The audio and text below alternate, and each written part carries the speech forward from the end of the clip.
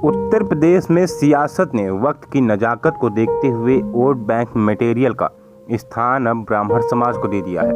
भाजपा से ब्राह्मण की नाराजगी की भनक पाकर सभी गैर भाजपाई दल इस वर्ग में प्रबुद्ध वर्ग कहकर उन्हें लुभाने, रिझाने, पटाने और अपने प्रलोभन के जाल में फंसाने के लिए चारा डाल रहे हैं। भाजपा के विकास के बाद उत्तर प्रदेश की सियासी फिजाओं में अब मुसलमान वोट बैंक मटेरियल नहीं रहा। मतलबी सियासत ने वक्त की नज़ाकत को देखते हुए वोट बैंक मटेरियल का स्थान अब ब्राह्मण समाज को दे दिया है। भाजपा से ब्राह्मण समाज की नाराजगी की भनक पाकर सभी गैर भाजपाई दल इस वर्ग के प्रबुद्ध वर्ग कहकर इन्हें लुभाने, रिझाने और पटाने और अपने प्रलोभन के जाल में फंसाने के लिए चारा डाल रहे हैं। और भाजपा भी अपने परंपरागत सपोर्ट समाज को अपने पाले में ही खुश रखने की कवायद जारी रखे है। लेकिन काबिलिए गौर करने की बात यह है कि ब्राह्मण को प्रबुद्ध समाज से संबोधित करने वालों में इस प्रबुद्ध वर्ग में भाजपा चेहरा पेश करने की पहल कोई भी राजनीतिक दल नहीं कर रहा है। वजह साफ है। चलिए बात करते हैं सपा की। सपा में फिलहाल अखिलेश यादव के सिवाय कोई दूसरा मुख्यमंत्री बनने की कल्पना भी नहीं कर सकता। यहाँ की सियासी केमिस्ट्री और मैथमेटिक्स का आधार AMY मीन्स मुस्लिम यादव समीकरण है। सपा के अतीत में मुलायम सिंह यादव और फिर वर्तमान में अखिलेश यादव और भविष्य में किसी यादव के सिवाय किसी भी गैर यादव को मुख्यमंत्री बनने की कल्पना मुश्किल है। समाजवादी पार्टी में मुस्लिम वोट की हिस्सेदारी ज्यादा है, लेकिन मुसलमान मुख्यमंत्री पेश करने का कोई भी जिक्र नहीं हुआ। कहा जाता है सपा द्वारा मुस्लिम मुख्यमंत्री बनाने की बात भी करने से ध्रुवीकरण का खतरा पैदा हो जाता है, जो भाजपा के लिए फायदेमंद है और किसी धर्मनिरपेक्ष दल के लिए घातक। ऐसे ही सपा में ब्राह्मण मुख्यमंत्री का तस्वुर करना भी मुश्किल है। ऐसा ही कुछ हाल बसपा का है।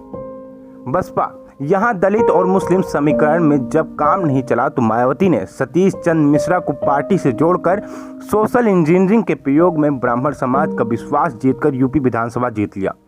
14 साल बाद एक बार फिर बसपा ने ब्राह्मण प्रेम का इजहार किया है, लेकिन यहाँ भी सपा के यादव परिवार की तरह ही बसपा में मायावती के सिवाय किसी दूसरे चेहरे की बतौर मुख्यमंत्री कल्पना करना सही नहीं होगा। बसपा को ब्राह्मण वोट चाहिए, लेकिन यहाँ पार्टी सुप्रीमो मायावती के अलावा मुख्यमंत्री का कोई दूसरा चेहरा सामने आने का कोई जिक्र नहीं है। अब बात करते हैं भाजपा की। भाजपा स्वर्णों की पार्टी कही जाती है, लेकिन इस पार्टी की सफलता की राह पिछड़ी अति पिछड़ा वर्ग है। इसीलिए भविष्य में भी बतौर मुख्यमंत्री ब्राह्मण चेहरा पेश करके भाजपा यूपी की जातिगत राजनीति की पिच पर फिसलने का खतरा मोल नहीं लेगी। करीब 3 दशक से यूपी में कोई ब्राह्मण मुख्यमंत्री नहीं बना। यूपी की सत्ता का जिस जमाने में कांग्रेस का लंबे अरसे से कब्जा रहा, उस दौरान कांग्रेस ने कई ब्राह्मण मुख्यमंत्री दिए। इसके बाद करीब 3 दशक तक जब कांग्रेस ने यूपी की सियासी जमीन खिसकी, तब से इस सूबे में ब्राह्मण मुख्यमंत्री नहीं बन सका। और हर बार कोई दल इस समाज के वोट बैंक पर वोट डालने की जद्दोजहद कर रहा है, लेकिन इस समाज से मुख्यमंत्री का चेहरा देने को तैयार नहीं है।